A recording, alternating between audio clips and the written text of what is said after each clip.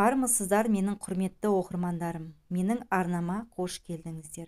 Арнама тіркеліп, лайк басып, комментарий жазуды ұмытпаңыздар. Орманда болған жұмбақ оқиға, өмірде болған оқиға желісімен. Айжанның төсек тартып жатқанына жарты жыл болды. Айжан 7-ші сыныпты тамамдап, жазғы демалысқа шыққанда, анасы оны бір аптаға көрші ауылдағы ағасының үйіне жіберген еді. Сол үйден қайтып келгеннен кейін 3 күн өтпей-ақ төсек тартып жатып қалды. Мәселе физикалық саулығында емес, психологиялық жағдайында. Себебі төсек тартып жатып қалғалы бері ешкіммен сөйлеспейді, бір нүктеге қарап жата береді. Арасында өздігінен қарқылдап күлетіні бар. Мұндай кезде әкесі үйге симай, қызының мұндай мүшкіл халін көруге дәті шыдамай, сыртқа шығып кетеді. Анасы болса жан ұшыра қызына көмектескісі келеді. Бірақ қызы тіпті анасын мүлде көрмегендей, дауысын естімегендей кейіп танытады. Айжан ауырып қалғалы бері өзге түгіл туған анасын танымайды. Айжан тіпті өз бетінше дәретханаға шықпайтын болды. Дәрігерлер одан ешқандай кінәрат таппады, ал психологтар жындыханаға жатқызу керек екенін айтады. Алайда Айжанның ата-анасы бұл ұсыныстан үзілді-кесілді бас тартты. Содан бері анасы Айжанды дәл сәби кезіндегідей бақты. Айман қызына қарап жатып ұзақ ойланды. Бұл белгісіз ауру қайдан шықты? Қызы неліктен осындай халге жетті? Бұл сұрақтар оны көптеген мазалап жүрген еді. Бірақ жауабын таба алмады. Осындай қалың ойдың үстінде ұлы Біржанның көрген түсі есіне түседі. Айжан ауылға туыстарының үйіне кеткенде, Біржан таңғы шай түсінде Айжанды көргенін айтты. Түсінде Айжан пештің жанында бір нүктеге қарап тұр екен. Жанына келген Біржанды байқамады да. Бір уақытта Біржан қарындасымен қалжыңдаспақ болып, «Ва!» деп айқайлап, Айжанды қорқытпақ болады. Сол уақытта Айжан ағасына жалт қарады. Біржанның айтуынша, сол уақыттағы Айжанның көз қарасын сөзбен жеткізу мүмкін емес. Тіпті оған қарындасы Айжан емес, шайтанның өзі қарап тұрғандай көрінді. Біржан есін жиғаны сол еді. Айжан Біржанды бас салып жүрегін жұлып алды да жей бастады. Құдды қорқынышты фильмдегідей. Біржан қансыраған денесіне қарап айқайласа да дауысы шықпайды. Осылай қиналып жатып, оянып кеткенін айтады. Айжан Біржанның осы бір түсін есіне алып, бойын қорқыныш биледі. Қызына тағы бір көз салып, бір күрсініп алды. Айман қызын емдеу үшін бармаған жері, баспаған тауы жоқ. Түрлі тәуіп емшілердің табалдырығын тоздырды. Алайда ешқандай нәтиже болмады. Бір күні көршісінен Көкшетауға мықты емші келгенін естиді. Дәрігерлер мен емшілерден әбден көңілі қалса да, Айман қызын жазу үшін барлық мүмкіндікті пайдалануға әзір еді.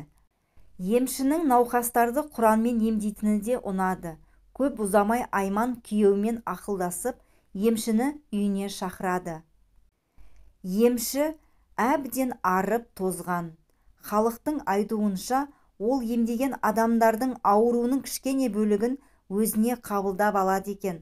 Содан болар емшінің жүзі сұрғылт тартқан, өне бойы солып қалғандай. Емші Айжан жатқан бөлмеге қолына Құран алып кіріп кетті. Сүрелерін оқып, бетіне суды бұрқ еткізді. Емші Айжанды ұзақ емдеді. Таң ата келген емші кешкісін бірақ шықты. Әбден шаршаған, үстінің барлығы терден малмандай су. Емші сылқ етіп орындыққа отырды да, есін жиып алғысы келгендей біраз уақыт үнсіз отырды. Біраздан кейін қыздарыңыздың дерті ауыр екен, ауруды судан тапқан, деді емші. Айман мен күйеуі емшінің сөздерінен кейін ұзақ ойланды. Неліктен судан, қандай судан деген сауалдар бірінің артынан бірі маза бермеді. Ойға шомып отырғанда Айжанның «Анашым, анашым» деген даусын естіді.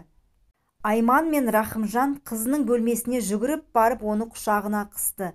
Екеуі де көзіне жас алды. Себебі Айжанның даусын естімегеніне бір жылдай уақыт болған.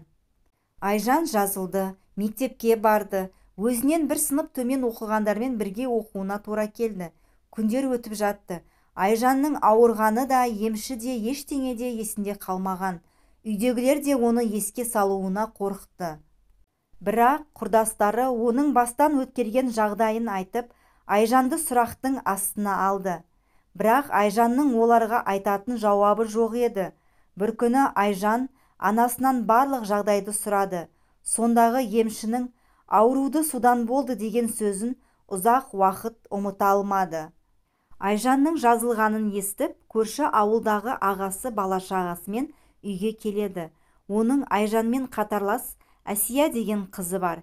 Екеуі айырылмас дос еді. Бастары қосыла кетсе, уақытты қызықты өткізудің түрлі жолын табатын. Әсия бір жылдың ішінде болған оқиғаларды тоқтаусыз айтып жатты. Бір уақытта кенеттен тоқтап қалды да, Айжан, емші сенің ауруың судан болды депті ғой, деді Әсия әңгіменің төркінін басқаға аударып. Иә, бірақ қандай су екенін білмеймін, дейді Айжан. Сонда екеуміздің құпиямыз есіңде жоқ па? Жоқ, қандай құпия ол?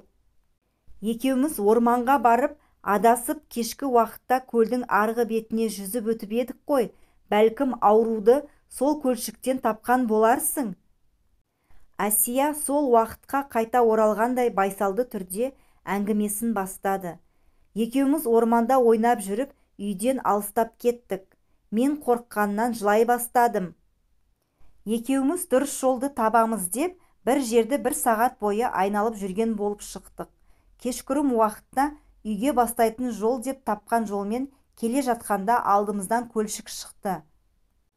Мен жүзе алмайтынымды айтып жылай бастадым. Сол уақытта сен мені алып жүзіп өттің. Өзің менің кесірімнен бірнеше рет суға баттың да. Жағаға шыққанда далаға қараңғы түскен. Екеуміз сол көлшіктің жағасында түнеп шығамыз деп шештік. Сен бірден ұйықтап қалдың. Мен қорыққанынан көпке дейін көз ілмедім. Бір уақытта қалың ағаштың арасынан сол жақ тұстан қара қасқыр бізге қарай тістерін ақситып келе жатты. Мен айқайлап жылап сені оята бастадым. Бірақ сен оянбадың. Сені қанша оятуға тырыссам да, бұл әрекетімнен ештеңе шықпады. Қасқыр бізге қарай жақындап келе жатқанда, оң жақтан ақ қасқыр шықты. Ақ пен қара қасқыр бір-бірімен төбелесе бастады. Ақ қасқыр екінші қасқырды жеңді де келген жағына қарай кетті. Қалың орманға толық жұтынып кетпей тұрып, бізге көз тастады. Таң атқанда сен ояндың. Мен түнде болған жағдайды айтып бергенде сенбеген едің. Таң ата бізді ауыл тұрғындары да тауып алды. Екеуміз 2 қасқыр туралы оқиғаны да, көлшіктен жүзіп өткенімізді де ешкімге айтпаймыз деп шештік. Айжан сол кезде бастан өткергенін еміс-еміс есіне түсірді. Үлкендердің су перісі болады, түнде әйел адам суға баруға болмайды деген сөздер есіне түсті. Бәлкім, сол түні емші айтпақшы ауруды судан тапқан болар деп топшылады. Өткен күндер қорқынышты түс секілді өтті де кетті. Айжанның отбасына шуақты күндер қайта келді. Бір күні Айжанды емдеген емші қайтыс болды. Халықтың айтуынша, Айжанды емдегеннен кейін емші төсек тартып жатып қалған. Содан оңалмаған екен. Айжанның дерті неден болғаны белгісіз. Оған медицина қызметкерлері де түсініктеме бере алмады. Әсияның орманда су жағасында көрген 2 қасқыры да қорыққаннан немесе қиялынан туған дүние ме, жоқ па, ол да белгісіз. Айжанның ауруы сол күйі жұмбақ күйінде қалды.